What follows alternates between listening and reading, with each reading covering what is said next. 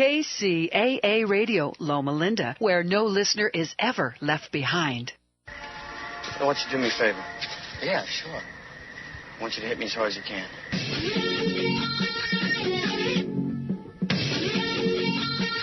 You're entering a world of pain.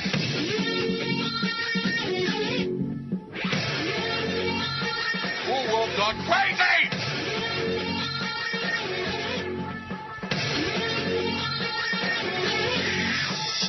What's your name? You! That's my name. You know why, mister? Because you drove a Hyundai to get here tonight. I drove an $80,000 BMW. That's my name. Let's get to it. Because I got nothing to do. It's showtime, peeps. You got nothing to do, baby. You are here. It is 5 o'clock. It is Friday. You're listening to Nothing to Do Radio with your host, me, Brian Gill. I'm a local boy. I'm an open-minded boy, but I'm set in my ways. Think about those. Think about those nice little oxymorons. I think a lot of us out there can probably say the same things about themselves. You got kind of a set of standards that it's pretty hard for you to sway away from. I realize people automatically have that with politics and religion.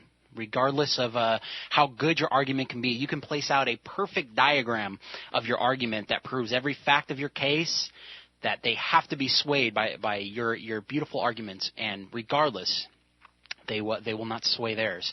So it often makes me very curious why those are the two main topics, politics and religion, in today's world. But I don't know. Just wanted to start off with a little bit. Wanted to relate myself to you guys. I'm just like you. Just maybe I don't know. My voice. I can talk a half hour and still try to be entertaining. A lot of people can talk, but it's only in short bursts.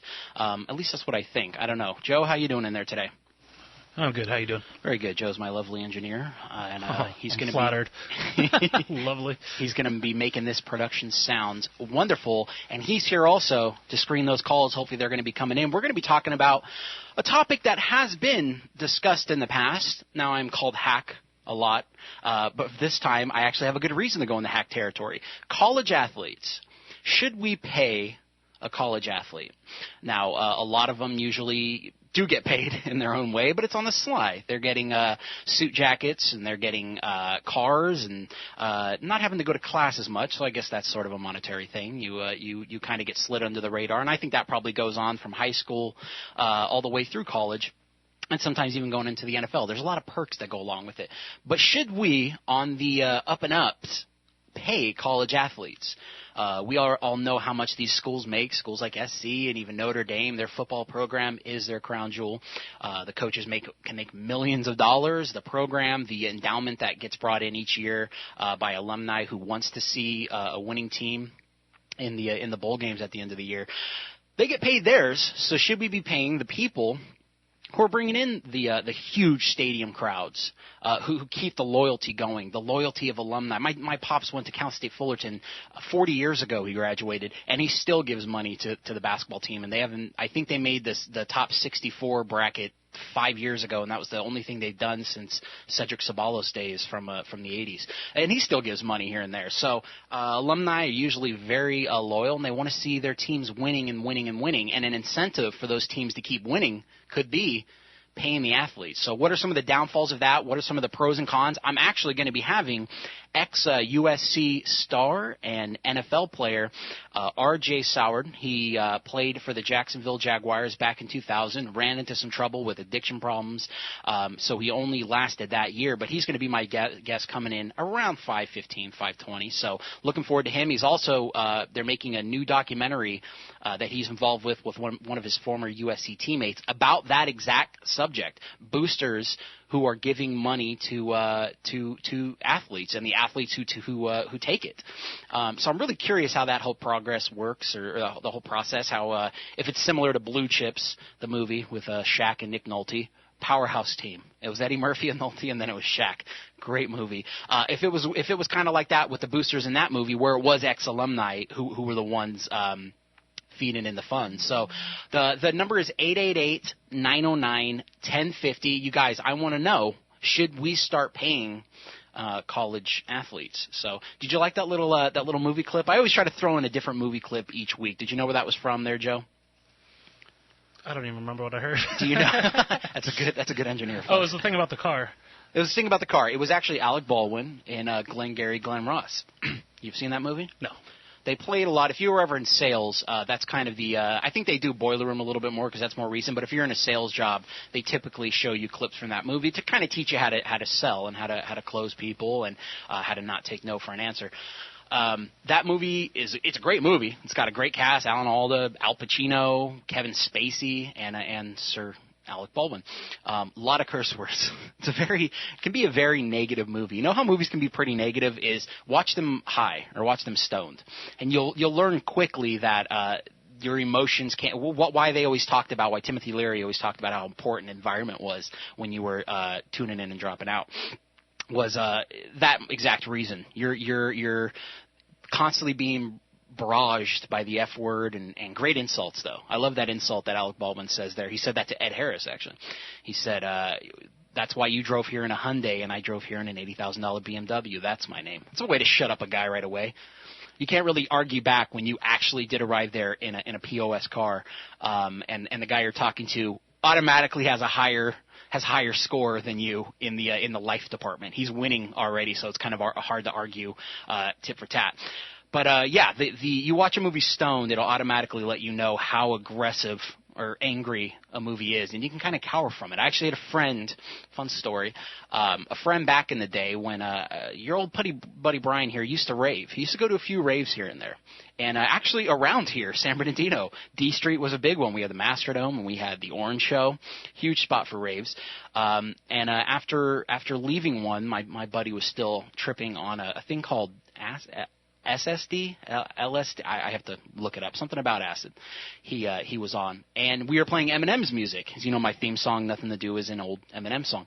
We're listening to Eminem's music, and his environment automatically changed. We just had a great party. We had a great time at the rave. We might have even picked up some Asian girls. There were a dime a dozen there. And driving home, one of us was sober. Hopefully that person was sober that was driving. Or they were on one of those drugs that you can drive on, like cocaine or even marijuana to an extent. But my buddy was on LSD listening to the Eminem musics, and his personality quickly changed because that is an aggressive performer of songs. His songs, yes, there he goes. Joe's dancing in the booth. That was like 82 Run DMC dancing with a what you want type of hand gesture. Showed my age right there. Yeah, showed a little LL Cool J style. Yeah, but the atmosphere changed, and Eminem used to use a lot of descriptions of what he would do to you and how he would hurt you. He'd set your apartment on fire and then block all the hydrants so the fire department can't put out the fire. Pretty clever stuff. My friend really started tripping and believing that Eminem was dead serious, that he was threatening anonymous people, but people nonetheless. That wasn't just broad art, that he was just, rhyming words together. He was actually threatening. And my buddy started freaking out a little bit. So that lets you know that even songs, movies, TV shows, all you people out there doing acid tonight, make sure your environment is a safe one. You guys, this is Nothing to Do Radio. Like a public service announcement. Yeah, it's a little PSA for my listeners. There's a darn good chance they're going to be. My listeners are just mad that I just said darn instead of damn. Those are my listeners. They're calling me a sellout. You got it out there though. So yeah, I still do. I still throw it out there. I mix it up. Nothing to Do Radio, folks. Again, today's topic we're going to be getting into when my guests arrived, and even a little bit beforehand, because I'm curious myself. Should we start paying college athletes? Football, basketball, even baseball to an extent. The aforementioned Cal State Fullerton, they've had a great baseball team for years. They're known for having a competitive baseball team. Should we start paying these athletes? 888-909-1050. I feel like I'm going back into my roots of doing sports radio. This is fun. I don't have a partner with me that knows a lot more, has a lot more knowledge where I can just pepper in the jokes here and there, so I'm going to have to do a little bit of my own. But there is a sports story out right now that is pretty popular and on everyone's tongues. Aaron Hernandez, he is, of course, the receiver for the New England Patriots, and he was let go last month because he got charged for first-degree murder. Today, some pictures came out. Some great pictures, by the way. Some grainy, paranormal activity-looking photos came out with Aaron Hernandez holding a gun. So the Boston Globe tweeted out a couple of pictures of what appears to be former New England Patriots tight end. I said receiver. See, already, if I had my partner next to me, he could have smacked me in the face. Tight end's still a receiver, though, right? Just shorter runs, maybe, and they don't run out as far. Joe, yeah, nodding. They do it all. Okay, they do it all. That's what we're going to stick with. But they're offensive, so I was close. Aaron Hernandez, who is being held on charges of first-degree murder. The pictures show him holding a gun. The grainy photos were included in documents relating to the case that was released in Attleboro District Court on Thursday.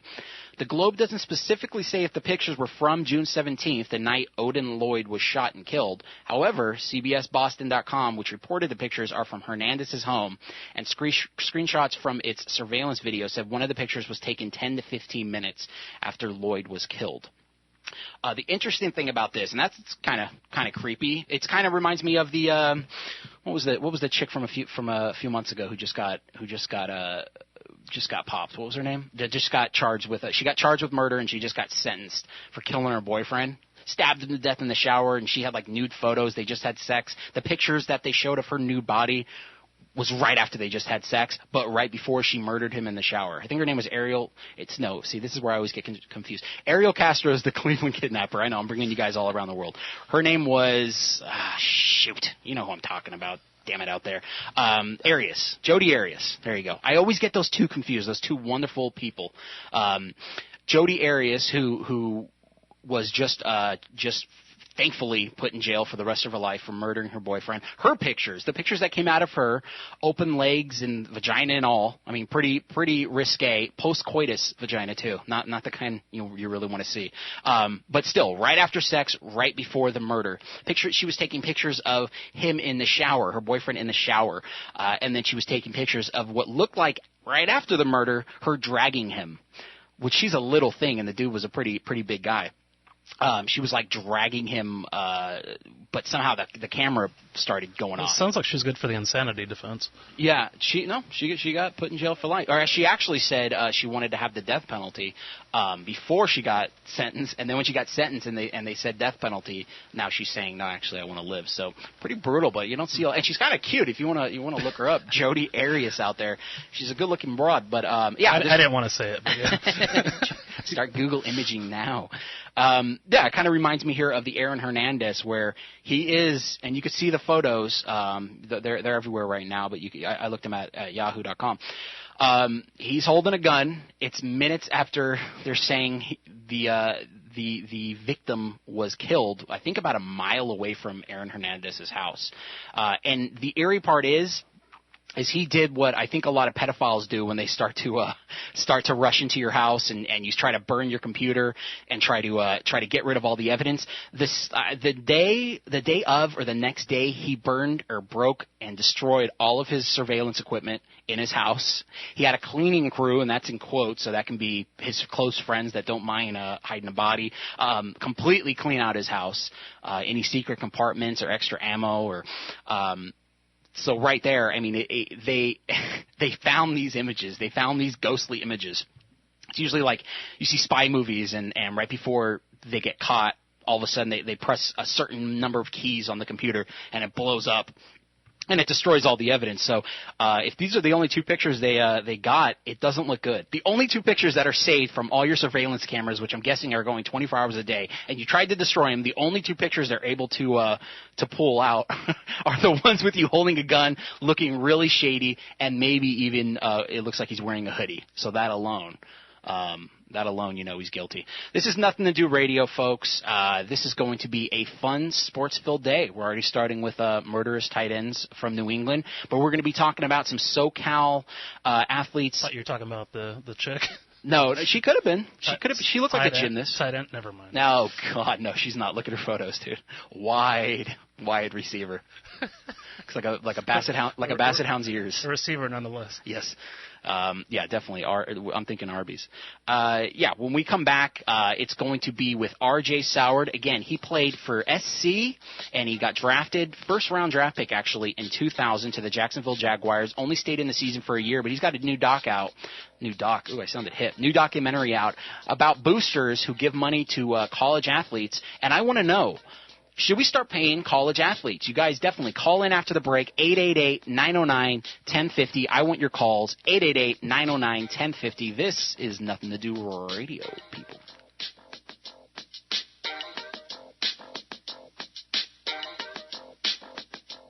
AM 1050 presents Don Imus. As a godfather, I'm speaking of my maladies. Don Imus should be commended for his valiant efforts in battling his prostate cancer and his breathing difficulties. Although he serves as an inspiration to many who face similar adversity, he is under the misguided impression that his radio and TV audience wants to hear him talk about it day in, day out. Mother Teresa's lepers didn't complain this much. One day his hand hurts, now he has some phantom pain in his shoulder. Maron, has this bastard ever felt good? What's the matter with you? My wife won't let me eat anything. I can't breathe. I have a pain in my wrist. My shoulder hurts. Say it with me, America. And you can't breathe, so don't. Do us all a favor. Just stop, or at least shut the hell up about it. You can't breathe, so just don't. Just stop. That's Imus in the Morning, weekdays from 7 to 9 a.m., exclusively on AM 1050 and KCAAradio.com. KCAA Radio, AM 1050. Hey, tell a friend, AM 1050. You're back with Nothing to Do Radio. This is Brian Gill. You guys, I want you to visit my website. It's nothingtodoradio.com. You go on there, you'll be able to check out all past shows. You'll be able to stream live through this show, and I actually have a really cool homepage when you go on. It's really cool. It's connected with all my social networking, my Twitter, my Facebook, my YouTube videos, really cool clips on YouTube, and also my podcast. All my podcasts are set up all on this homepage. So anything that's going on in my brain that day, any 3 a.m. drunk tweets, they're going to be popping up on there. So alcohol and Twitter, that's the best invention, best combination of all time, I think. It can be horrible for a lot of people, but R.J. Soward, he is my guest. He's a former SC alumni, and he was a first-round draft pick in 2000 for the Jacksonville Jaguars. Having a little headphone trouble here, but you can still hear me, right? How you doing, RJ? I'm doing all right, man. How you doing? I ain't too bad. RJ, you're doing a documentary, or are you in the process? Where are we at the documentary about boosters who give money to college athletes? Right now, I'm working with a guy named Bobby DeMars, and he reached out to me. He heard my story that I did with a guy named Josh Lutz from Sports Illustrated. It was a pretty big story, and he just reached out to me and wanted me to, wanted to interview me. He's a SC alumni as well. Yeah. Did he play on the team with you? He didn't play with me. He played. He was in the Carroll era. Oh, okay. All right. So a few years before. All right. So that's actually a pretty cool topic that we're doing today. If you guys want to call in and give your opinion on should colleges and universities should they pay college athletes? A lot of the money and a lot of the endowments that come each year from for the school, they come from ex-alumni, and they come from people who want to support the programs, and it's mainly because of those college athletes. So do you think that we should pay college athletes? 888-909-1050. And we're talking about the big three. I don't want to hear something about your daughter was on the volleyball team and she had to work harder in her studies than the football players did. Of course, I mean that kind of comes with the territory, right, RJ? Of course it does. Those are the perks of the game. Of course. I mean, football and basketball, baseball are the top earning sports at every university. So of course that's what you're going to get. So let me ask you, because I'm always curious about this. All right, I was a pretty good athlete when I was younger. I'm about 6'2", and I was 6'2" when I was actually 12 years old. So I had heat around that age. My prime was 12 to 13 years old. Wow. I was in NJB. I was always the tallest kid in the whole league. I would get 25, 30 rebounds a game. It was fun.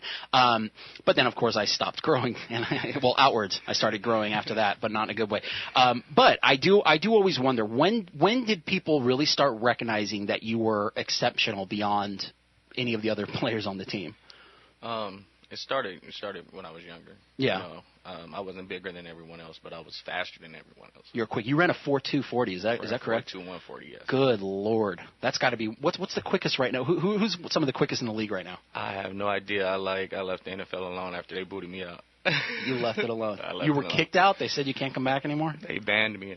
They Lifetime banned you. ban. Wow. Lifetime Talk about that. ban. How did that first originate? I was just making a lot of bad decisions. I got a lot of money too fast when I was younger. You know, I was 22, and I went 29th overall to Jacksonville. Nice. And, you know, I got $2.5 million in one day. And, Jesus. you That know, signing? Your signing Yeah, that bonus? was my signing bonus. And so I was, you know, I'm a kid from San Bernardino, and, you know, I really didn't know how to handle that. Yeah. At all. I didn't know how to handle it, not one bit. I had the wrong people around me. Yeah. A lot of hanger-ons. And Yeah, from financial advisors to friends to girls. I mean, you name it. I mean, everybody was, you know, basically with their hand out. Wow. And so, because that's like the sob stories. I heard something like 75 to 80% of ex-NFL athletes are broke within 5 years after leaving the league, and the only ones who really make money are the top, you know, the big quarterbacks and the great receivers in the game. They say it's only if they get a car dealership after they leave. Right. They say within 5 years, but I mean, I know a lot of guys who, you know, as soon as they play their last play, I mean, it's like they don't have 2 quarters to rub in their pocket. Well, because it seems like they develop that nut. They get that monthly, or in your case, it could probably go down to a daily nut where you have that your lifestyle. Your paycheck can match up to your lifestyle at the time. But then once the paycheck stops coming in, even a lot of people, not even just athletes, a lot of people still do that. I was in commission jobs. We talked about sales jobs a little bit in the first segment. A lot of people do that. They get a $10,000 a month. Next month it's $3,000, but they're still living that $10,000 a month, and that's what kills them. So. Seems like in college. All right, let's go back a little bit to your youth and growing up. When did you really start seeing people pushing you forward because of your athletic prowess, and maybe not because of, you know, your schooling? Right. It wasn't really ever in high school. It wasn't in high school. No, it wasn't ever in high school. I was the number 9 receiver in the state when I came out. So and I went to school at SC with guys who were number 1 and number 2 overall in the country as far as receiver. And when I just got in there, the first time I ever touched the ball, I scored a 97-yard touchdown. Nice. Broke a record, you know. So from there, people started to see, and then the coaches put me on the field more. And then, you know, against UCLA, the biggest game of the year, I'm a freshman, and I had 6 catches, 260, and 3 touchdowns. 3 touchdowns, wow. Yeah, you know, as a freshman. And so that's when people That's started. almost Al Bundy territory right there. That's when people started recognizing. And, you know, I was on NFL Game Day as a freshman with Howie Long and Terry Bradshaw, and, like, that's when I knew, like, okay, I'm here. I made it. That's awesome. We're here with R.J. Soward. This is Nothing to Do Radio, talking a little bit about, let's actually go into your documentary a little bit. It's about boosters, you know, people who want to fund the athletes to stay, right? Let's not just say, you know, it's just boosters. It's all kind of people, you know. Okay, break that down. I mean, you know, you have agents, you have sports agents, you do have the boosters, and then you have, you know, just guys who are like from the hood who wants to be your friend, and they want to give you some money on the side, you know. Right. So it's a lot of different people, a lot of different aspects, but the documentary is more on why the college kids should get paid, because they, you know, Bobby is focusing on how much money these kids make. You know, how I went to school for 4 years and my jersey was the top selling jersey, USC jersey, wow, you know, of my time. So, you really think about that, yeah. Right, and I didn't see. So they are profiting off your name. Sometimes it's course. Not just like, no, he's just part of the team, and he has a. I'm guessing. Did you have a what sort of scholarship situation do you have? I just, you know, I had a scholarship, you know, full ride, you know, but you can't work. But they're actually profiting. Yeah, that's another thing. Let's get into that. Right. But they're actually profiting off your name with I mean, not in like, you know, I play the NCAA football and they have the fake names. But now you can. Now the beauty of online is you can just download all the college players' names. And honestly, I just actually got on a lawsuit against the NCAA and EA Sports because my friend Ed O'Banning, he started this. You know, you may be on like the all-time greatest teams or whatever or whatnot, and they're not giving us any money. We're out of college now. And they're still going to use our body type. They're going to use our attributes. They're still going to use our name. Or just not our name, exactly. But, I mean, everybody's going to know number 18 on the all greatest teams, one of the fastest receivers. Who else is it going to be? And they still have the numbers, right? Exactly. I think they still use the same numbers. Yeah. So. R.J. Soward from the 2000. What's it like to get drafted first? I mean, what in the first round? What is that? What's that feeling like? Because I know we see it and we go, oh, it must feel great. But what's the actual emotions going through your head? Oh man, it was just, you know what I'm saying, like. Honestly, I'm out of San Bernardino, you know what I'm saying, for a little bit, you know what I'm saying? For a little bit, yeah. You know what I'm saying, for a little bit. You know, don't get me wrong, I love my city. This is where I'm from, and this is where I'm born and raised, and I'll always be a little Dino boy. But, I mean, it was time to go to bigger and better things. You know, I was hoping that my parents would stop working, and, you know, I could buy them a big house. I felt like I was able to do whatever I wanted to do at that moment. At that moment in time, I knew, like, 29th overall, I'm like, man, I'm rich.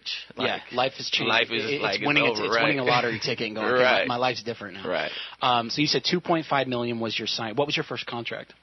My only contract. Your only contract, first and last. Yeah, first and last contract. It was I signed for 5 years, 5.5. 5 years, 5.5 with the 2.5 with the 2.5. So they owed me over 5 years, a little under $3 million. Is the NFL? You said that they banned you, and we'll go into the specifics on what they banned you for.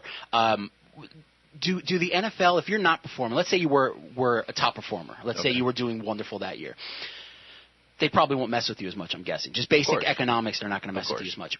When did you notice that the league started looking for loopholes in your contract to get rid of you without paying you? Well, it was never they would look for loopholes. You know, Tom Coughlin told me. At the time, he told me, RJ, you're the best worker I have when you're at work. You're at work. But I'm so afraid of you when you go home. Yeah. You know, because I was just, you know, wild and doing whatever, you know, just drinking up a storm. You know what I'm saying? How old were you when you went into the NFL? I was 22. 22. So you're doing probably what most 22-year-olds do, or in my case, what most 30-year-olds do is drink every night to excess and not remember your previous night's conversations or dates or gender of dates. So, all right. So the first year, how long into it before your first problems start seeping out? Because you probably had are you an admitted alcoholic? Is that why? I wouldn't admit that. Even back then? No. What's your definition of an alcoholic? The definition of an alcoholic is someone who has to have it, who will go through any length to get it. I mean, he would give up his family, he would give up his life for a drink. Yeah. You know, his career? You could say career, but I didn't give up my career, you know. They gave it up. Well, they told me I couldn't drink, but, you know, I felt like I'm not an alcoholic. Mm-hmm. And how are you going to tell me that I can't drink and our biggest sponsor is Crown Royal? Yeah, that's true. That's true. You know, so it was more of a stance to me. Yeah. You know, because I was like, man, I'm not doing anything wrong. I'm not hurting anybody. I'm not hurting myself. I mean, you look at all the stuff that's going on in the league today, 29 arrests since the Super Bowl. Yeah, we were talking about Aaron Hernandez in the first break a little bit. The new pictures came out with him holding a gun. At the time of what they're saying was probably 10 or 15 minutes after the victim was killed. Right. So, and then Roethlisberger has a few little date rapes in his closet. I mean, but those are top guys. I mean, Aaron Hernandez isn't as much, but Ben Roethlisberger. It seems like I think it's about the city too. If the city really wants somebody and really wants, and that's true. Especially cities on the East Coast, it seems like with Green Bay and with right, you know, Boston, New England. Brett Favre was the biggest pillhead of all time. Like, wow, really? Yeah, you didn't know that? Like, well, I think most quarterbacks over 40 are probably popping something before each game. So R.J. Soward, Nothing to Do Radio.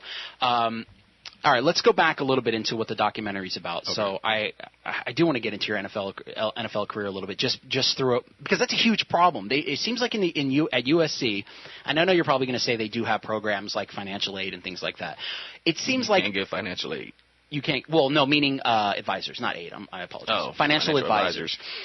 You probably not have at school. Huh? Not at school. There's nobody. If you're starting to make that, no. If they know that you're going to be going on, that usually comes from your agent.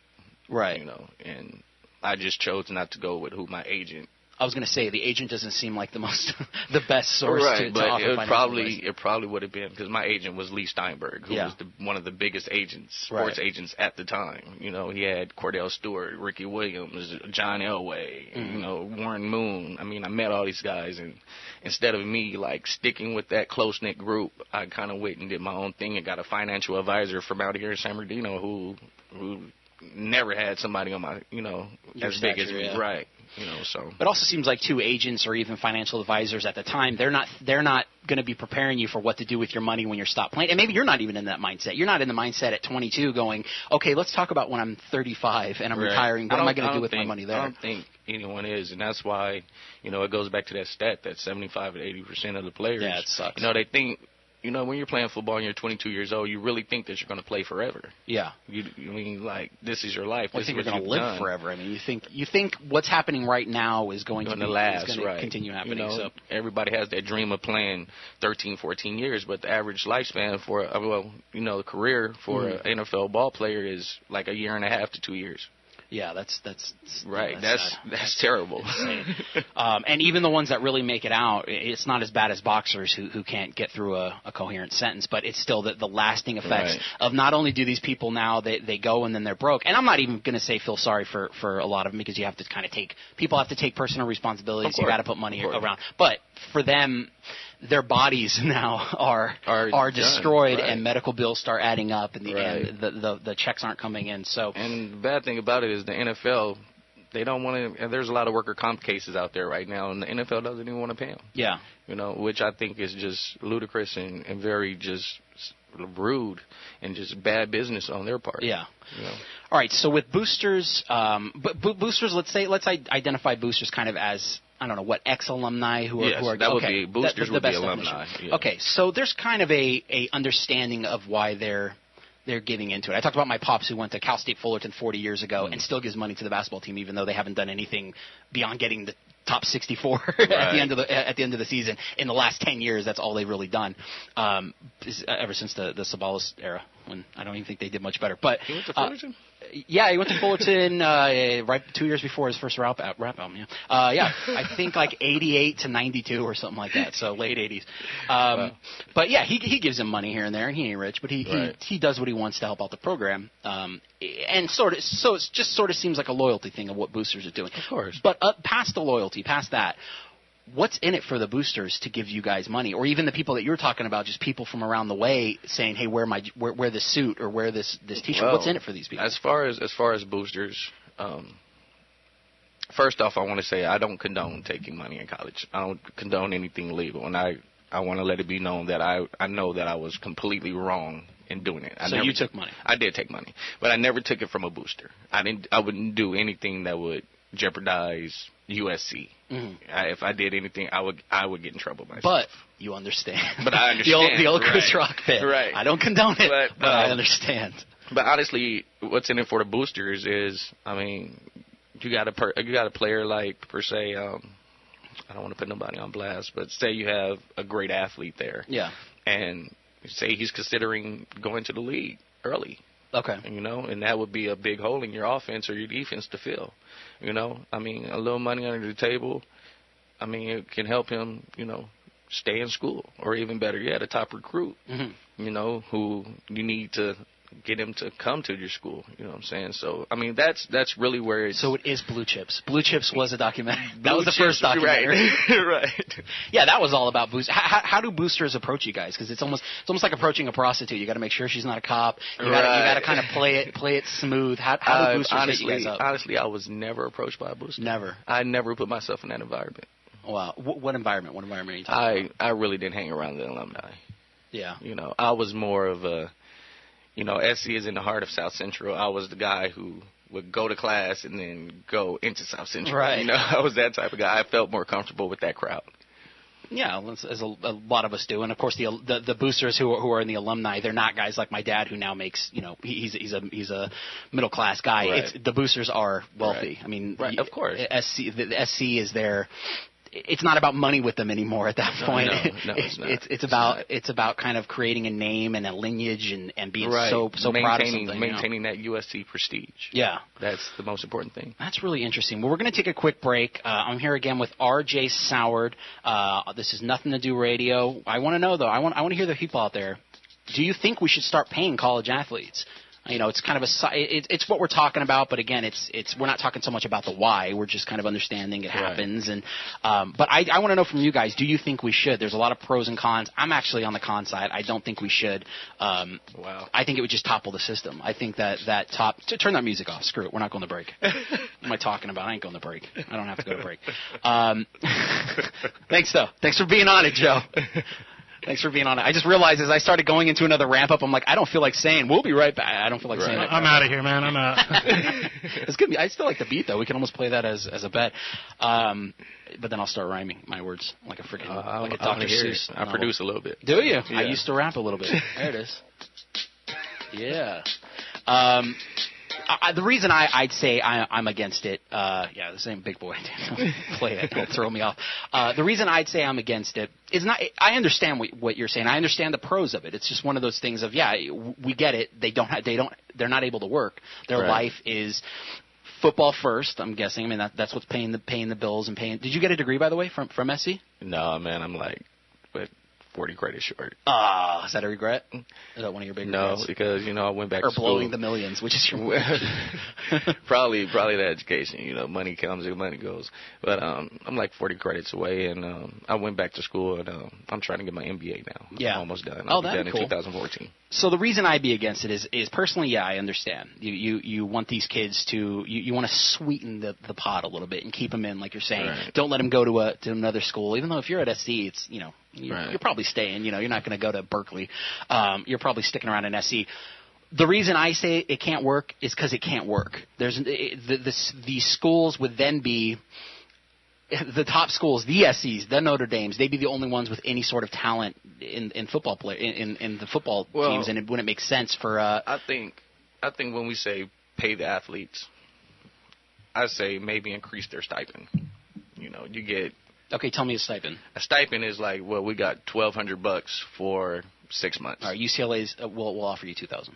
Okay. See what I mean? That's what would happen. But I mean, I don't think it would be able to do that if the NCAA regulates it and every athlete gets the same amount of stipend.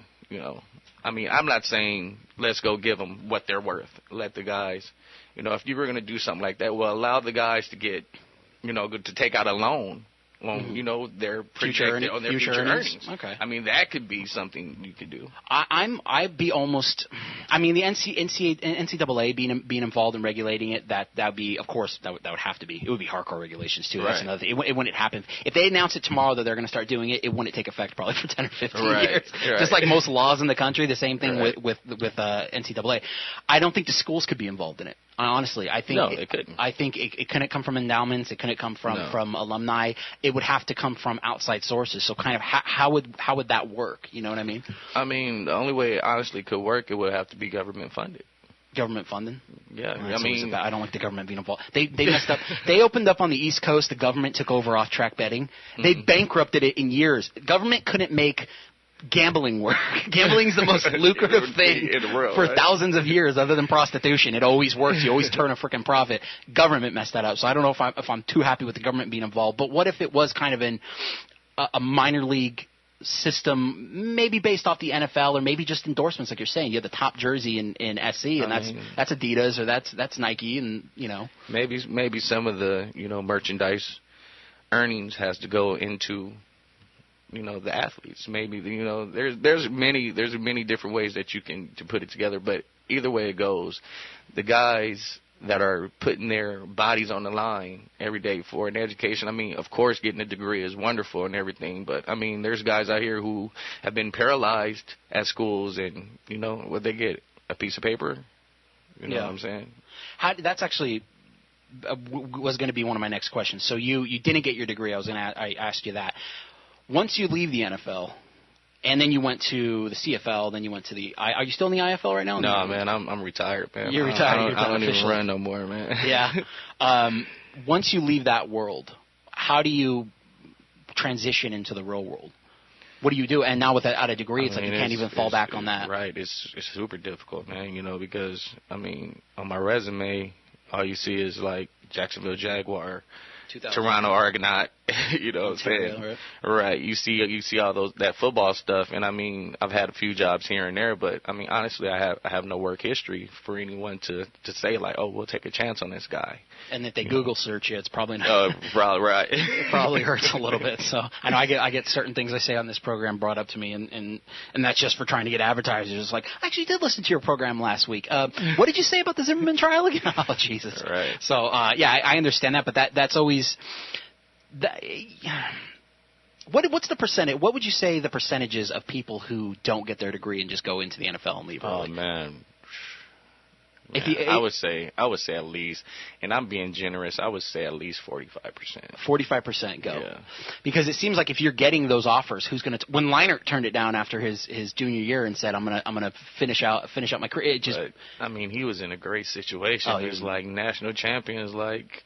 Twice. The whole time he was there. You know what I'm saying? So, I mean, it wasn't a hard decision. He already knew that he was going, Heisman Trophy. But anything can happen. You get injured your senior year, you're in trouble. So you don't see that a lot, especially from people like Leinart.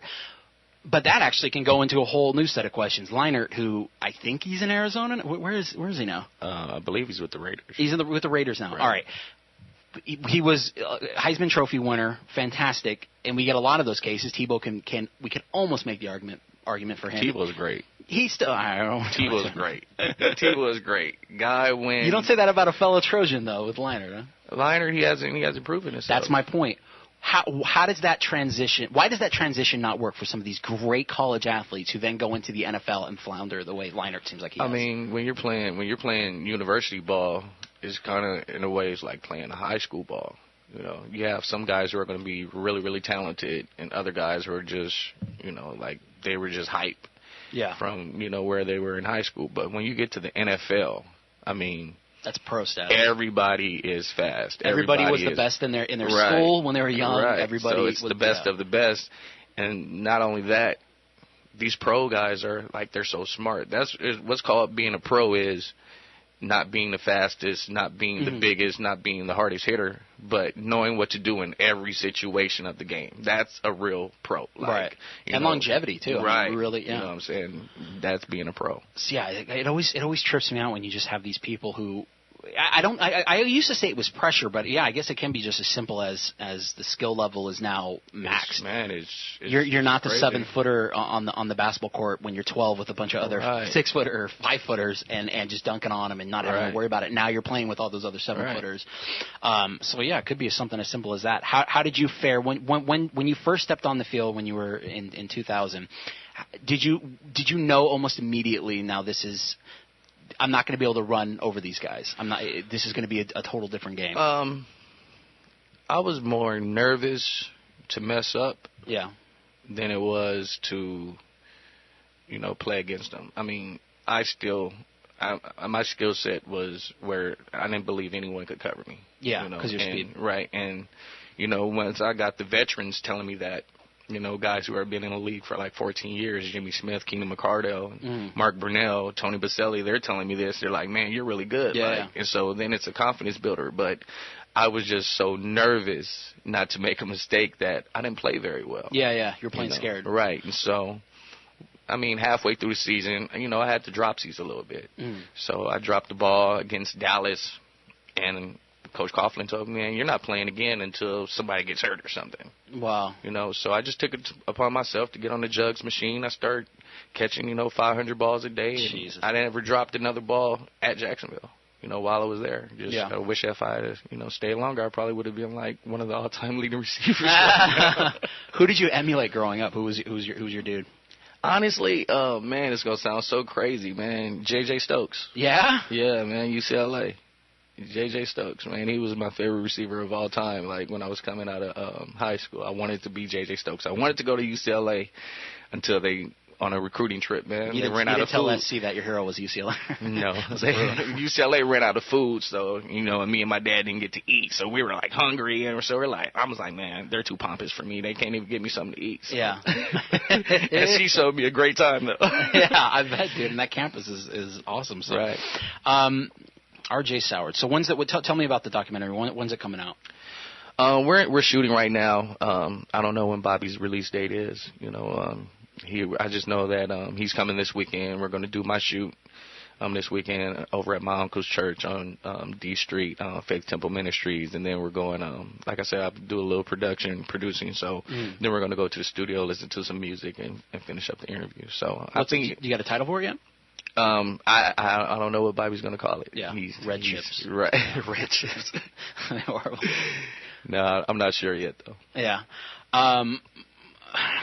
So are you going to be interviewing ex-players? I mean, you're probably not going to be. Well, Bobby's going to be current interviewing. players. Bobby's going to be interviewing me, and I don't know who else he has. You know, he'll probably interview, agents. He'll probably, anybody that he can, get to who will be willing to talk. Does it have a bias? Would you say the documentary leans a certain way? The bias way? is we should get paid. I should got paid. I should got paid for selling 1 million jerseys at USC. I honestly should have got paid. Yeah. And it seems like it might have. I'll play devil's advocate on the other side because I know I already said that I had a feeling you were already going to be for it. So kind of radio magic. I had to say I was against it. I still am just for the sake of I don't see how the system could work without crumbling. I know you're saying everybody would get paid, but that would never work because somebody who is the best player is then still going to be getting money on the side because they're saying I'm that much better, or they're going to be once it's open, once something like that is open, and I hate using slippery slope arguments. Once money starts getting involved, and then you're comparing it with the talent of somebody, everybody's talent. If everybody's talent was equal and everybody had the exact same stats, then I'd be like, put it in a giant pool. But honestly, everybody's at that school wearing the same uniform. Yeah. Doing the same thing, going to the same practices, going to the same thing. Football is a team sport. You can't just say, even though this guy produces more, he may get the ball more. You know what I mean? He may just have more opportunities. If the guy who on your team who sold no jerseys but you sold 1 million got paid the same as you, that wouldn't it wouldn't bother me. Yeah. Because I know that without him being there, and maybe he's just a guy who I practice against every day to get me ready for the games. Without him, I'm playing against air. All right. So I mean, we're all in the same boat, Yeah. That's another thing too, is that if all the colleges could afford the same stipends too. I don't know if what I said, a tiny little school in Texas can match up to USC. That's what I'm saying. I mean, a scholarship is basically coming from the boosters anyway. You know what I'm saying? Yeah, it kind of seems like it. So honestly, I mean, it could come from the government because honestly. Government have money. We don't have money for anything. I've been out of school. I've been out of school for 12 years, and I've been in college. I started all over. I didn't want to go back to SC, so I started all over from a freshman. And then I realized how much loan money and how much Pell Grant and how much all this. I had over almost $50,000, $100,000 to go to school. You know what I'm saying? Yeah. So why is it that we can't even use that while we're in school? Yeah, I guess that's a good. I get the not working is actually a different. That's angle. terrible. That's the one argument that they make where it's like, they're still 19, 20. They still want to go out and especially if they have a girl or something, they want to take her out here and there. If they can't work and all they're doing is school and football, and and the schools are profiting off of not so much your schooling. They probably didn't care if you were in class as much as you were performing on the field. Then. Yeah, it kind of makes sense. The stipend idea made sense. But you said you did receive a stipend, right? But it was $1,200 for 6 months. $1,200 a month or $1,200 for 6 months? $1,200 for 6 months. Oh, you can make that. That's ramen right there. Oh, right. Yeah, right. How quick did you blow the 2.5, and how quick did you blow the $1,200 for the 2.5? Actually, I didn't blow it. I just made bad business decisions. Yeah. I put $500,000 in a mutual fund called Putnam Sciences. How'd that go? Not well. I mean, I was getting phone calls like, "Well, you lost $75,000 today. Oh, you lost another $100,000 all today." Casual too. Right, just casual. Right, just casual talk. So just to let you know, I wasn't even going to call. I was going to send an email, but I decided to call. Right. You lost $75,000 today. Right. You know what I'm saying? So I mean, I spent a little bit of money. I bought cars, but everything I bought, I didn't pay cash for. So it was really no reason. I'm still wondering where that money went. It seems like it just disappeared. Do a lot of the financial, or you're talking about cars, and did you buy a house too? I bought a house. I put a down payment on it. You said you didn't pay cash. So are these people using that future earnings kind of as your W-2, or are they looking at your contract? How does it work? Well, I had like a car? when I bought everything initially, the day I left college, my agent bought me an Escalade. Nice. You know, so the day you left college. The day I left college. So I got a brand new Escalade. But even though he gets to drive it 10% of the time. You know, he just wrote it down in his little black book and knew that when I got my check, how much money I had to pay him back. Oh, so he didn't give it to you as a gift for being with him. Heck no. Heck no. So there's They're no keeping gift. a tab on that. He took me to the Super Bowl. I ran up like a $20,000 tab in a hotel room. I had to pay that back. He's writing it down. They're smart, man. They don't mess around. That's why they're in that business. So. Right. Well, dude, this was a good little conversation. I actually, it is a topic that always does come up, and people kind of. Right. I was talking about it right before we started. I didn't even bring it up, and someone started talking about college athletes and stuff.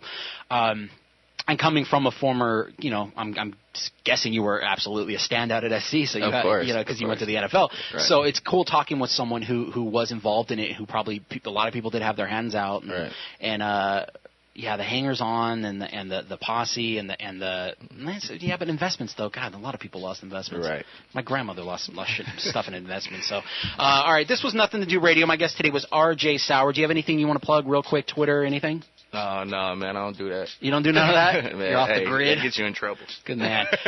Go to nothingtodoradio.com. You want this show and all past others. I'll see you again next Friday at 5 on KCAA, 1050 a.m. Talk